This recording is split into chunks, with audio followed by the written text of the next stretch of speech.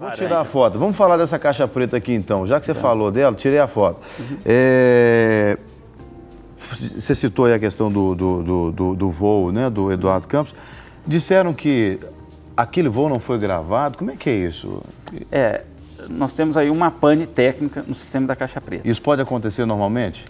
Normalmente não. A caixa preta, nós pilotos não temos acesso, nós não temos um botão on-off.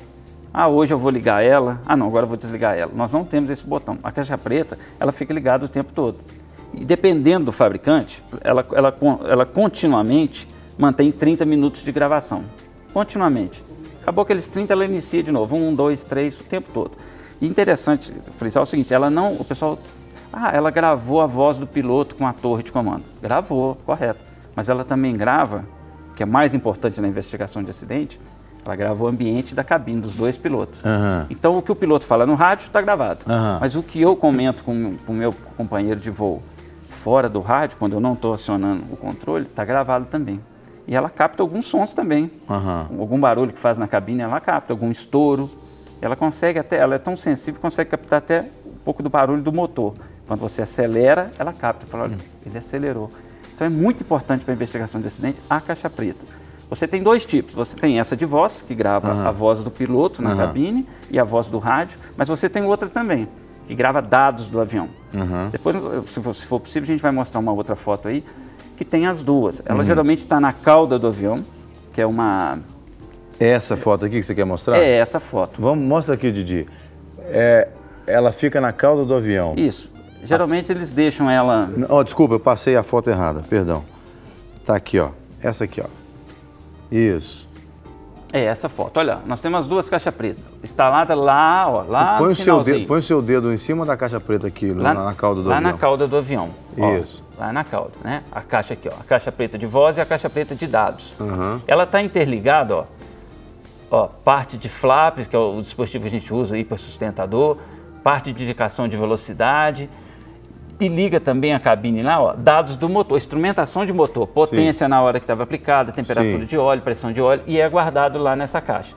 A outra, a caixa preta de voz, que a gente chama de CVR, Cockpit Voice Record, ela grava o som do piloto, igual eu falei, e do rádio, e fica também lá na cauda, está instalado lá na cauda. Por que na cauda?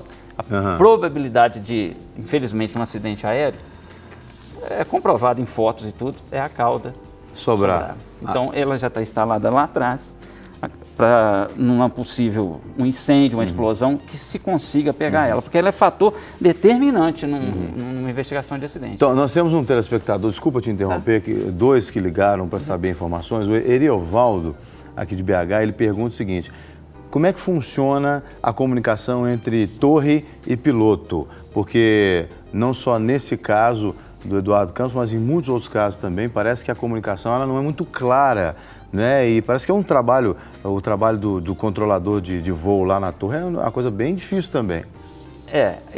Isso eu vou tentar simplificar, porque é bem complexo, são vários, a gente resume para a torre, mas são vários órgãos.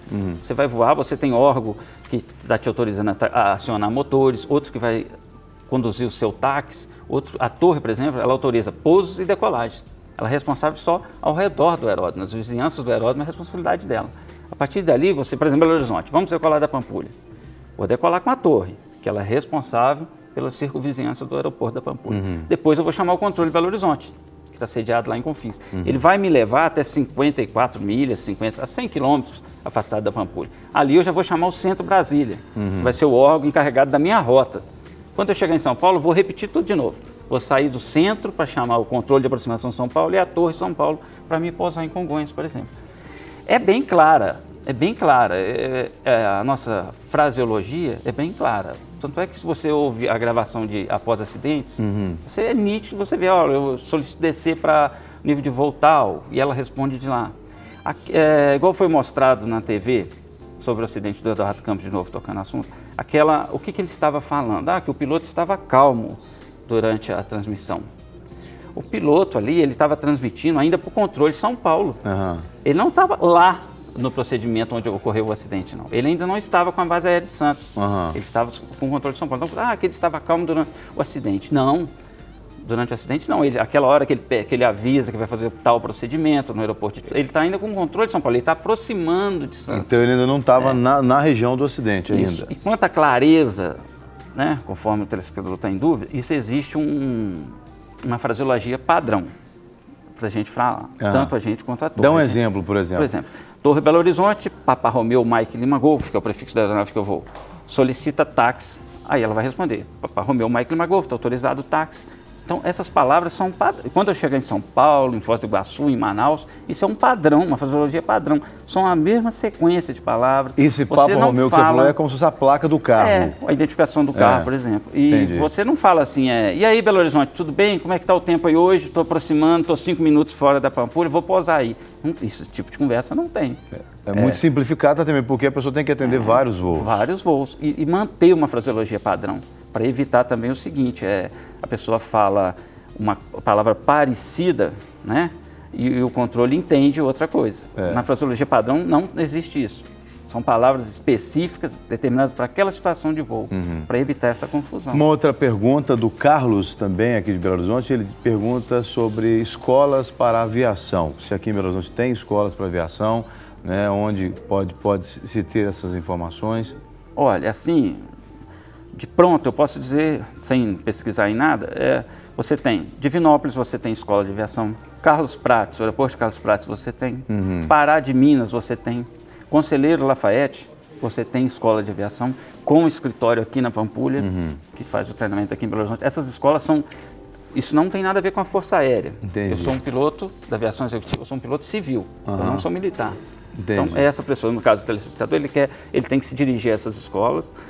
Lá tem todo um processo, estudar primeiro, fazer exame médico. O exame médico do piloto, já adiantando para ele, o exame médico nosso, não, por enquanto, a ANAC está trabalhando isso para fazer em algumas clínicas. Mas, por exemplo, o meu é feito na base aérea de Lagoa Santa, com os militares.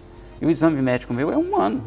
De 2 em 2 meses eu tenho que revalidar o exame médico. Então ele consegue sim, nessas escolas que eu disse, aí, Pará de Minas, Divinópolis, Carlos Prates, bem ao redor nosso. Marcelo, para a gente fechar o nosso bate-papo, está muito legal, não é? Você que está aí há tantos anos na aviação, você pode dizer o que para as pessoas se tranquilizarem, não é? Você que está ali sempre, você deve voar quase que todo dia, ou se não todo dia, toda semana, não é? Contando, dê aí algum testemunho que aconteceu com você, que não mesmo tendo acontecido, você não desistiu de voar, porque muita gente pensa, aconteceu uma turbulênciazinha, eu não quero voar mais, fiquei com medo. Certamente já deve ter passado por situações muito difíceis, né, mas você não desistiu de voar, porque você sabe que é uma questão segura. Aliás, o avião é o meio de transporte mais seguro até hoje, né, mais do que veículo também, do que carro. O que você poderia dizer para os nossos telespectadores para aliviar um pouco essa tensão da população brasileira que tem acontecido em relação a voos? Olha, eu gostaria de tranquilizar. Primeiro, pela aviônica que eu já comentei aqui, que está embarcada na aeronave, que é de top de linha, é altíssima segurança. Outra coisa, os aeródromos. Os aeródromos brasileiros estão passando por um processo de reforma, por exemplo, instalando novos instrumentos. Nós temos hoje também sobre aproximação por instrumentos, que não é o caso lá da base aérea de Santos, porque dos procedimentos que nós executamos no Brasil hoje, aquele lá, vamos dizer assim, na escala de 4 procedimentos que nós temos, ele é o inferior em questão de segurança. Mas nós temos hoje aproximação por satélite. O aeroporto de Carlos Prates, de Montes Claros, ele tem aproximação por satélite. São aproximações seguras, entendeu? O piloto tem a certeza de onde está voando e por quanto ele está descendo, alinhado com a pista. É tão bem seguro. E tirar um pouco agora a imagem, devido a esse último acidente, sobre a arremetida. Isso eu queria deixar bem claro. E o principal da segurança que eu queria tocar no assunto é sobre a arremetida. Quando houver uma arremetida, o passageiro não estranhar, não achar, olha, eu estou caindo. A arremetida é aquele procedimento de descida e subida ao mesmo tempo. O piloto vai descer até uma altitude mínima de seguro, de acordo com as cartas específicas daquele aeródromo. Quando ele atingir aquele altitude mínima de descida de segurança, ele vai manter a aeronave até um determinado ponto. Não avistou a pista, não teve contato visual com a pista, ele vai iniciar a arremetida. As pessoas, ainda mais agora após esse acidente, estão morrendo de medo da arremetida. A arremetida, ela salva a vida do piloto, da tripulação e dos passageiros. Por quê? Porque o piloto está em uma condição anormal, ele não está enxergando a pista, ou a pista está muito molhada, ou o vento de través está muito forte para aquela determinada aeronave. Então, quando ele inicia o processo de arremetida, de fazer a aeronave voar novamente, nariz em cima, motor, esse procedimento é para salvar vidas. Infelizmente, houve uma fatalidade agora há poucos dias durante uma arremetida. Mas a arremetida, eu queria deixar muito claro, é para salvar vidas, é a nossa segurança. Então, quando um piloto arremete, mas o cara arremeteu. O cara arremeteu com tempo bom. Tá, mas vai perguntar para ele se não entrou um cachorro, se não entrou um veículo, ou se a pista não estava adequada àquela aeronave dele. Às vezes ele chegou com uma velocidade um pouco diferente. Então, a arremetida é para salvar vidas. Eu queria deixar bem claro isso, porque está tendo essa dúvida agora, o pessoal está com medo da arremetida. E para a gente fechar de fato mesmo, aconteceu alguma situação com você que fala, poxa vida, ali eu achei que eu nunca mais ia conseguir pilotar, mas Deus te abençoou, te livrou e você continua firme? Já, eu me considero abençoado, graças a Deus o Senhor já estendeu a mão. Durante uma aproximação minha, eu trabalhei num serviço de malote, é um serviço estressante. É um serviço, antes desse controle bancário pela internet, você tinha que transportar as fitas de caixa, de depósito e tudo. Eu tinha uma rota BH-Varginha. Infelizmente, eu tive um incidente, não foi um acidente, um incidente. Durante uma aproximação dessa, eu atingi a altitude mínima de segurança e não avistei o aeródromo. E ainda tentei um pouco avançar essa aeronave no sentido de avistar a pista. Olha aí, volta o assunto que eu te falei da arremetida. Se eu tivesse arremetido, não teria tido esse acidente. E durante essa aproximação eu toquei a asa esquerda numa árvore. Uau. E eu estava completamente guardado, eu estava dentro da nuvem, eu não estava enxergando nada. Quando ele tocou, que é a hora que eu acho que eu fui muito bem abençoado. Deus estendeu a mão e me salvou daquela situação. Porque quando ele tocou a asa esquerda e ele entrou numa atitude anormal para afundar o nariz, eu saí visual. Ou seja, eu furei a camada de nuvem. Na hora que eu furei a camada de nuvens, que eu me localizei, eu acertei o avião e pousei em Varginha, no aeródromo de Varginha.